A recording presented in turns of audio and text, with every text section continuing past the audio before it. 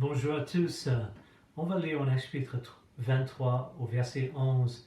La nuit suivante, le Seigneur apparut à Paul et dit: Prends courage, Paul. De même que tu as rendu témoignage de ce qui me concerne à Jérusalem, il faut aussi que tu rendes témoignage à Rome.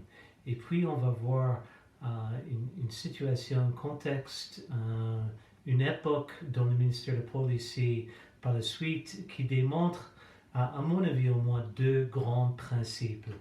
Et c'est une question de combien Dieu contrôle les circonstances. Et malgré les circonstances, la deuxième partie, malgré les circonstances, il est possible, on est capable quand même de rendre témoignage à qui est Jésus et la bonne nouvelle au milieu des difficultés et des souffrances. Et ça, je sais que ça c'est une idée majeure, surtout en tant que chrétien à notre époque.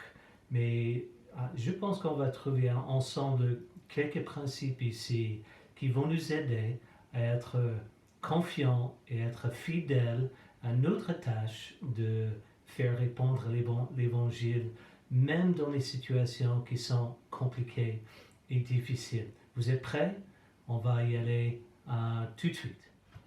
Chapitre 23, verset 12, on voit le commencement d'une situation qui est évidemment très difficile, une persécution. Il y a en fait un complot, une conspiration de 40 juifs avec les chefs des prêtres à Jérusalem, avec le but, la mission de faire taire à Paul et son témoignage. Et ce qui me frappe ici à travers ces quelques versets, c'est combien Dieu était au milieu, il était souverain, et il est souverain, mais il était souverain, il était au contrôle, il était prêt à s'impliquer dans la vie de Paul, un de ses disciples, et dans nos vies aussi. Mais il était prêt à s'investir et s'impliquer pour protéger Paul et honnêtement pour accomplir sa promesse qui va quand même rendre témoignage à Rome. Et on n'était pas encore à Rome en ce moment-ci, mais on voit que Paul il doit passer par plusieurs épreuves avant d'arriver à Rome. Mais avec cette promesse que tu vas rendre témoignage à Rome, maintenant il est à Jérusalem, il y a un complot avec des personnes religieuses, mais vraiment engagées à faire taire Paul dans cette situation. Et à travers ce passage, on voit qu'à travers au moins trois personnes différentes, groupes différents, Dieu il arrive à être fidèle à sa promesse de protéger Paul pour qu'il puisse quand même témoigner plus tard à Rome. D'abord, on voit ici une situation où le fils de la sœur de Paul, un garçon, dans ma tête, j'imagine qu'il avait l'âge de William, qui a fait la bienvenue pour nous la semaine dernière, mais un jeune garçon, mais qui était de la famille de Paul, et c'est le seul moment tout au long des actes, ou même dans les lettres, où on voit une fenêtre vers la famille de Paul. Et à travers ce petit garçon, Dieu est en train de protéger et d'empêcher un complot de prendre la vie et faire taire son serviteur Paul à travers cette situation. Et en lisant la situation, il est intéressant de voir. Et j'imagine après coup, Paul il devait quelque part en lui-même à se dire: quand même Père Céleste, quand même Dieu, tu t'es servi d'un garçon pour me protéger. Et j'avais juste l'impression que Paul devait être profondément touché par la fidélité du fait que son Père Céleste, son Dieu, était au contrôle même des situations, détails intimes de sa vie. Deuxième personne, c'est le commandant Lysias qui, sûrement avec ses motivations pas trop pures, avec une ambition un peu, désolé, égoïste ici. Il était prêt à venir au secours de Paul, de monter juste toutes les ressources sous son contrôle pour protéger Paul et qu'il fasse son témoignage devant Félix. Et il a ramassé 400, 700 militaires, des soldats, des cavaliers, de protéger Paul. Et j'imagine cette nuit où ils sont partis ensemble et Paul au milieu de cet entourage massif, il devait quand même se dire, Dieu, tu es tellement fidèle, tu es au contrôle, même tu as pu influencer, persuader Lysias de me protéger avec 470 soldats pour que j'arrive à Césarée pour donner un témoignage à Félix avant de passer à Rome. Et bien sûr, le gouverneur Félix, bien que cet homme n'était pas un homme juste, cet homme avait ses ambitions, un homme violent, pas une bonne personne. Dieu s'est servi même de Félix de protéger Paul dans cette situation. Bien sûr, on a porté plainte, on est venu avec les avocats, les Juifs de Jérusalem, on a plaidé leur cas. Paul, il s'est défendu, bien sûr au milieu de sa défense, il a quand même mis, comme on a dit il y a quelques semaines, il a mis au centre de son message la résurrection des morts, que Jésus était bien vivant. Et au milieu de ça, et puis il a commencé une étude biblique avec Félix et sa femme pendant 2 ans.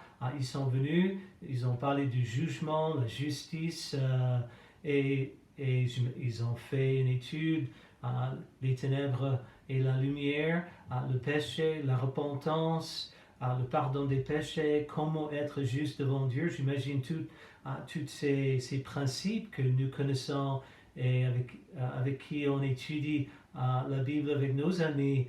On a présenté ces convictions de base du livre des Romains qui n'était pas encore écrit, mais ces principes étaient communiqués. Et Félix, même pendant 2 ans, il a protégé quelque part Paul. Il était enfermé là à Césarée, mais ce que je comprends peut-être pendant cette époque, c'était le moment où Luc, avec Paul, il avait écrit l'évangile selon Luc et le livre des Actes, ou au moins commencé à noter et à ramasser les détails pour le livre des Actes, mais Dieu était au contrôle, Dieu était au milieu des circonstances, même si on ne voit pas à travers les pages bibliques, on ne voit pas le nom de Dieu mentionné, sauf au verset 11.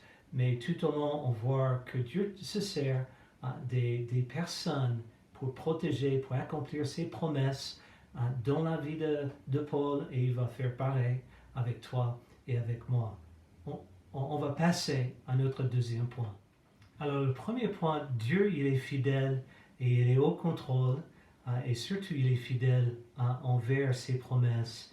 Et le deuxième point, c'est nous aussi, nous pouvons être fidèles, surtout à notre promesse envers Jésus de témoigner, de rendre témoignage à la vérité, au fait que Jésus est vivant. Et ses ennemis, l'opposition à l'évangile à l'époque, au verset 1, chapitre 24, on a porté plainte. Bien sûr, il y avait un avocat qui était très malin dans sa présentation des détails, des faits de cette situation, et puis il est passé à 4 accusations qui sont tellement aussi malignes. Le premier, c'est que Paul, il est une peste, il est comme un virus, il infecte les autres comme un plaie, et il se sert de cette illustration pour parler de l'effet négatif de Paul dans la société en général. Deuxième accusation, c'est qu'il provoque les révoltes. Il est responsable pour les activités qui vont à l'opposition du gouvernement. Et ça, c'est la deuxième accusation. Le troisième, c'est qu'il fait partie d'un secte des Nazaréens. Je pense que ça, c'est un mot qui pèse beaucoup dans le monde religieux aujourd'hui quand on se sert de cette idée d'être un secte. Et aujourd'hui, comme à l'époque, mais un secte des Nazaréens, les Nazaréens, comme on sait dans l'évangile selon Jean, n'avaient pas la meilleure réputation quand même. Mais ça, c'était la troisième accusation. Et puis le quatrième, c'est Paul, il est en train de profaner le temple. Il est un risque à nos institutions sacrées. Et je pense qu'on se sert typiquement quand on fait l'opposition à l'évangile, à l'église, à un mouvement de disciples qui va contre culture. On se sert de ces mêmes types d'accusations. Vous êtes les pestes, les virus, vous êtes responsable de causer des troubles, de renverser la culture, notre liberté. Vous faites partie d'une secte, vous faites partie d'une communauté qui va contre nos institutions les plus sacrées, comme la famille, comme la religion établie de notre pays, etc. Rien n'a vraiment changé en 2000 ans. Ce sont les mêmes discours, les mêmes accusations. Et c'est à nous de défendre ces accusations, comme Paul est en train de faire. Et il fait, à partir du verset 10, Paul il fait sa défense. Et j'ai l'impression, juste en écoutant ces paroles, qu'il est tellement posé, tellement calme, tellement confiant. Il sait lui-même ses motivations, il connaît son passé. Probablement il savait qu'il était comme eux quelques années auparavant, en faisant le même type de discours, les mêmes types d'accusations, avec le même zèle. Il raconte ça dans son témoignage de chapitre 22, mais il prend la parole et commence à défendre sa cause, et il témoigne de façon impressionnante devant le gouverneur Félix, et puis par la suite à tous ceux qui étaient là, que Jésus était vivant. Il ne fait pas partie d'une secte. C'est en fait la continuation du judaïsme. Il est fidèle à la loi, il a cru aux prophètes, il a accepté le Messie Jésus, et il explique à travers un discours, bien sûr, l'évangile et la résurrection de Jésus qui était au centre de son message. Ça, c'est la deuxième idée ici, que même face à l'opposition, on est capable d'être fidèle, et surtout fidèle à notre témoignage, le partage de notre foi, même face à l'opposition. On va suivre avec quelques applications pour nous. Et pour finir, Dieu était fidèle, et il n'avait pas oublié Paul. 2 ans plus tard, Paul est toujours sain et sauf. Dieu est au contrôle. Dieu se sert même de ce chapitre difficile de confinement, de prison, de perte de liberté. Il se sert de cette situation dans la vie de Paul, mais Dieu est quand même constamment présent. Il est avec lui, il a fait ses promesses, il va quand même témoigner à Rome. C'est pas la fin de son histoire, c'est pas la fin de son ministère. Il va continuer.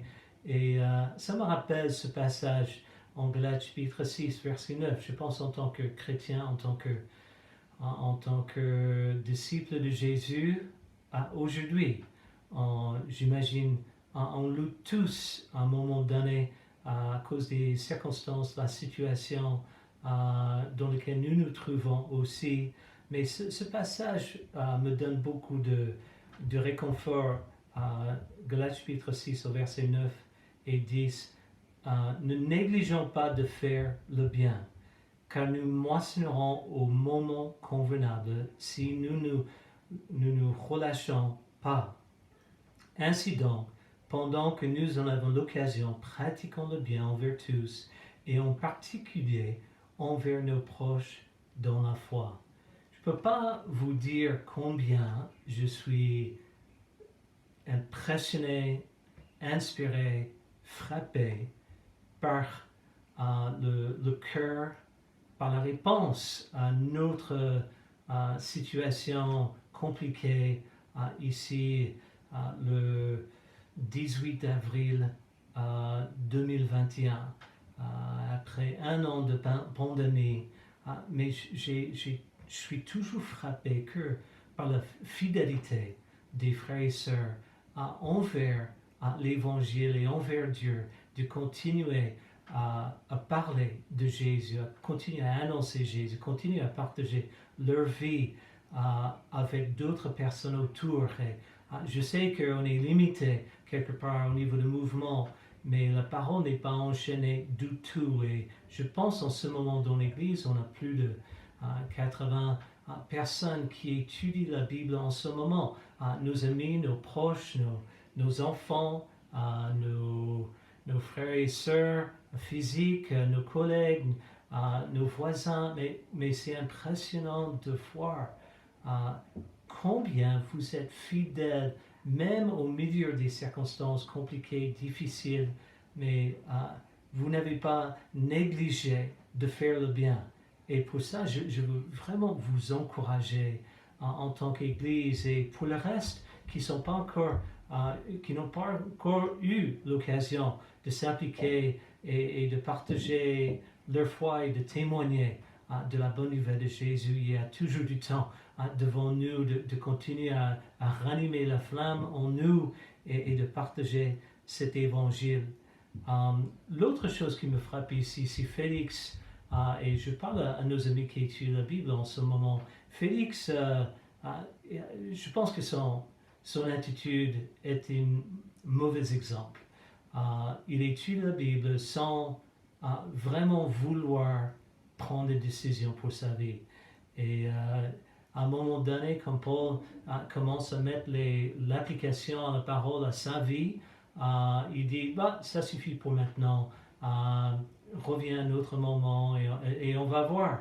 Et selon mon expérience, quand on est face à la parole de Dieu, on a une fenêtre ouverte, on a un moment de temps, les jours sont mauvais quelque part, les circonstances dans la vie changent, et si on a l'occasion de répondre à la parole, de commencer à mettre en pratique ce que nous lisons, ce que nous voyons comme le rôle de la Bible dans nos vies, de lire la Bible et d'ouvrir nos cœurs, de changer en fonction de ce que nous lisons, ou le défi d'être un disciple de Jésus, de s'engager envers Jésus, de l'aimer au-delà de n'importe quelle personne, passe-temps, possession, je ne sais pas quoi, mais d'aimer Jésus en premier, de faire de Jésus le Seigneur de notre vie. Ça ne sera jamais une décision plus facile à faire d'ici un mois, d'ici 2 ans.